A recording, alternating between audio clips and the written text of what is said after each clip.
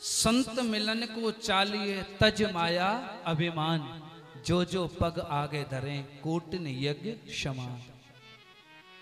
संतों से मिलने के लिए, ठाकुर जी की कथा सुनने के लिए अपने देहाभिमान को छोड़ करके, देहाभिमान क्या है?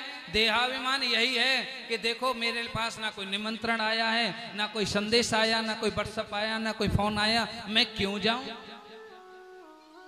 ये क्या हो गया? ये है देहाभिमान।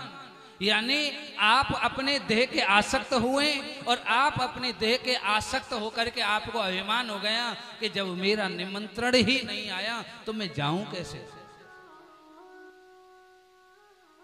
मेरे भाई बहन, भागवत कहती है धावती रस लंपटा। यदि ये सुनने को मिल जाए वहां संकीर्तन हो रहा है, ये सुनने को मिल जाए वहां कथा हो रही है, धावती रस लंपटा। मेरे भाई बहन, रसिक जन, प्रेमी जन, भक्त जन किसी निमंत्रण के, किसी संदेश की प्रतीक्षा नहीं करते, दौड़ पड़ते हैं। और ऐसा कहते हैं जब आप कथा सुनने के लिए दौड़ते हो, चलते हो, कथा पंडाल की तरफ कदम रखते हो, तो एक एक यज्ञ, एक एक पग का फल कोटिन यज्ञ समान।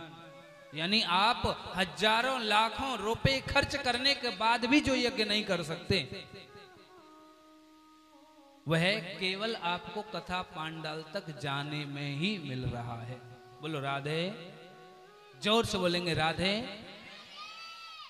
इसलिए अपने देहाभिमान को छोड़ करके आवे तो किस भाव से कथा सुने कि हे लाडली, हे राधा रानी, हे प्रिया प्रियतम जी, हम आपकी इस कथा को श्रवण करके, कथामृत को श्रवण करके, क्योंकि मेरे भाई बहन 5 प्रकार के अमृत हैं। कितने प्रकार के? 5 प्रकार के। जैसे मैं आपको सुनाऊं पंचामृत, जिसमें 5 वस्तुएं होती हैं, दूध, दही, शहद, बूरा और घी। क्या है वह? पंचामृत। और पंचामृत से जब हमने ठाकुर जी को स्नान करा दिया तो वही पंचामृत क्या बन गया? चरणामृत। क्या बन गया? चरणामृत। और जब हमने कोई रसोई में पकवान बनाया और ठाकुर जी को भोग लगा दिया तो वही भोग क्या बन गया? अधरामृत। यानी ठाकुर जी ने जिसका भोग लगा दिया वो क्या बन गया? अधरामृत। और एक होता है कथामृत। है? क्या होता है? कथामृत। बोलो राधे, जोर से बोलेंगे राधे।